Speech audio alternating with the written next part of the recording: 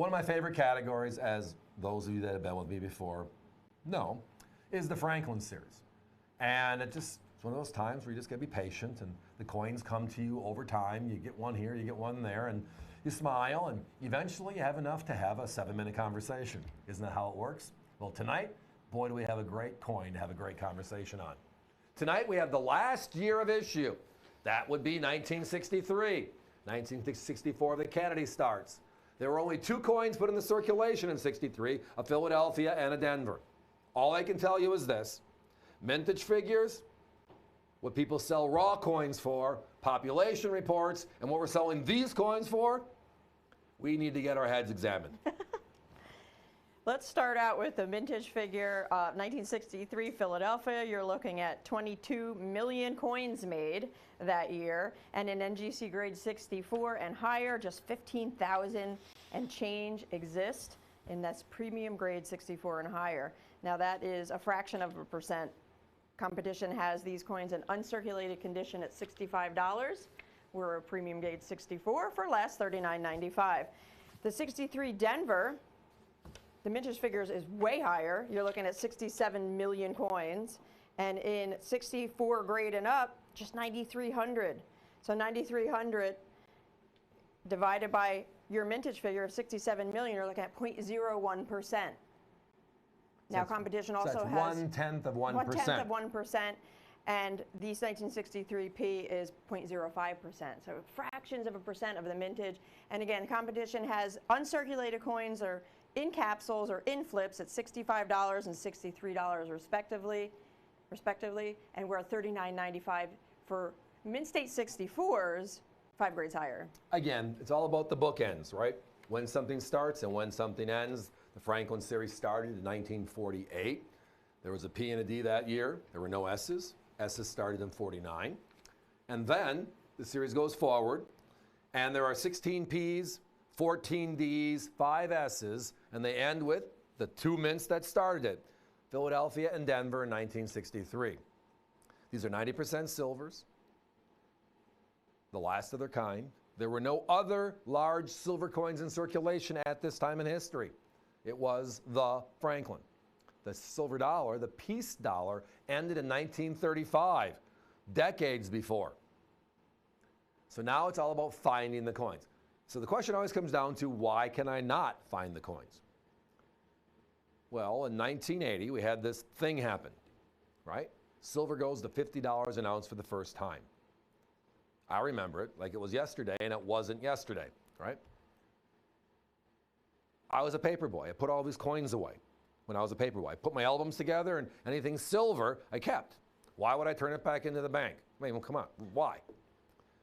So I put this $50 aside in the 60s, and then a decade later, it's worth $50, right? An ounce, which means this is 20 bucks a throw.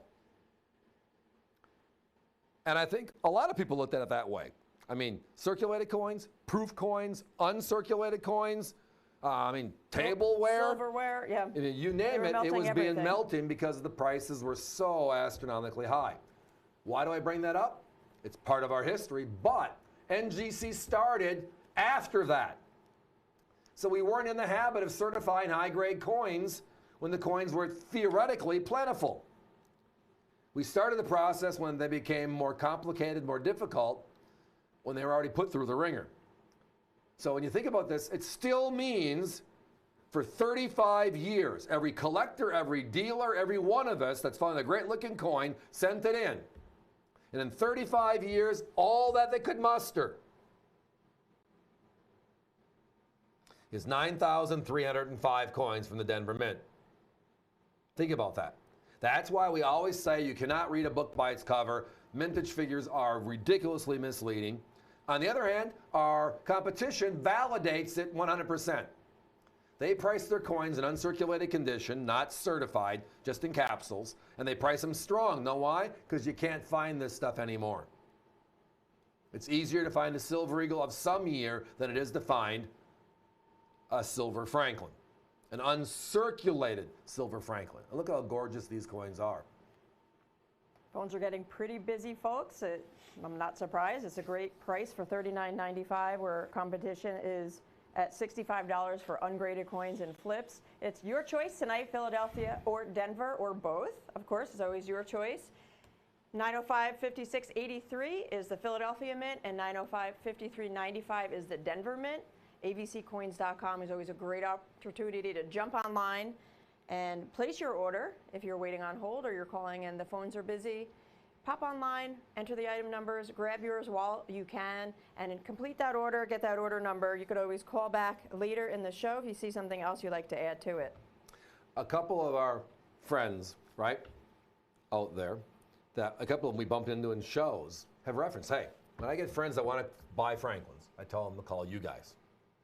Because when I tell them that I'm buying certified coins, high-grade certified coins, where when I go to the population reports, it tells me how few of these there are.